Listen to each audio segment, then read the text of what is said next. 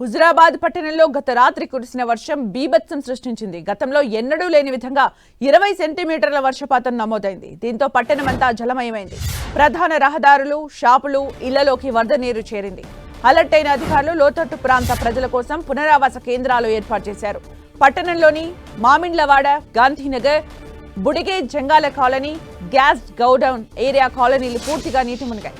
ఇంట్లో ఉన్న బియ్యం, ఫర్నిచర్ వస్తువులు నీట మునగడంతో భారీగా నష్టం వాటిల్లింది. ఇళ్లలోకి నీరు చేరడంతో సహాయక చర్యల్ని చేపట్టారు. రంగనాయకుల గుట్ట దగ్గర చిలుకవాగు రోడ్డుపై నుంచి ప్రవహిస్తుండటంతో హుజురాబాద్, కనుకులగిద్ద గ్రామాల మధ్య రాకపోకలు నిలిచిపోయాయి.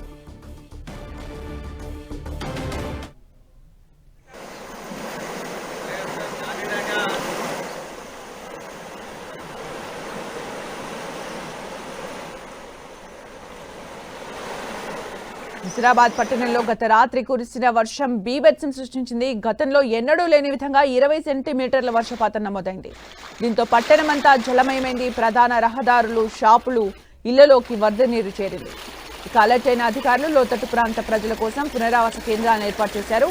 పట్టణంలోని Mamindlawada, Gandhinagar, Budige Jangala colony, gas godown area కాలనీలు పూర్తిగా నీటి మునిగాయి. ఇంట్లో ఉన్న బియ్యం, ఫర్నిచర్ వస్తువులు నీటి మునగడంతో భారీగా నష్టం వాటిల్లింది.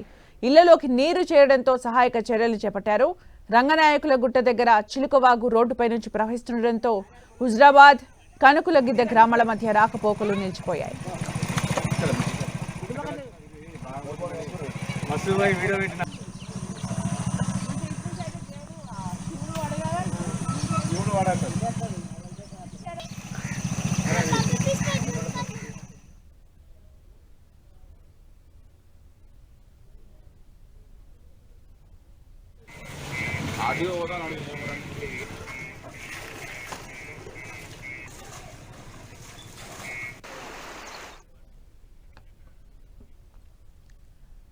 రాత్రి కురిసిన ఎడతెరిపి వర్షానికి ఇళ్లలోకి వరద నీరు వచ్చి చేరింది. కొన్ని గ్రామాల మధ్య రాకపోకలు కూడా నిలిచిపోయాయి. మనం విజువల్స్ లో చూడొచ్చు. వరద నీరు చాలా ఫోర్స్ గా జనావాసాల నుంచి వెళ్తున్న దృశ్యాన్ని మనం చూస్తూ ఉన్నాము. ఇళ్లలోకి నీరు వచ్చి చేరింది. దీంతో నిత్యావసర వస్తువులు కూడా నీటిలో మునిగిపోయిన పరిస్థితిని మనం చూస్తున్నాం. చాలా ఫోర్స్ గా ఒక్కసారిగా కురిసిన వర్షంతో నీళ్లు చాలా ఫోర్స్ గా వెళ్తున్న దృశ్యాన్ని మనం చూస్తున్నాం జనావాసాల మధ్య నుంచి.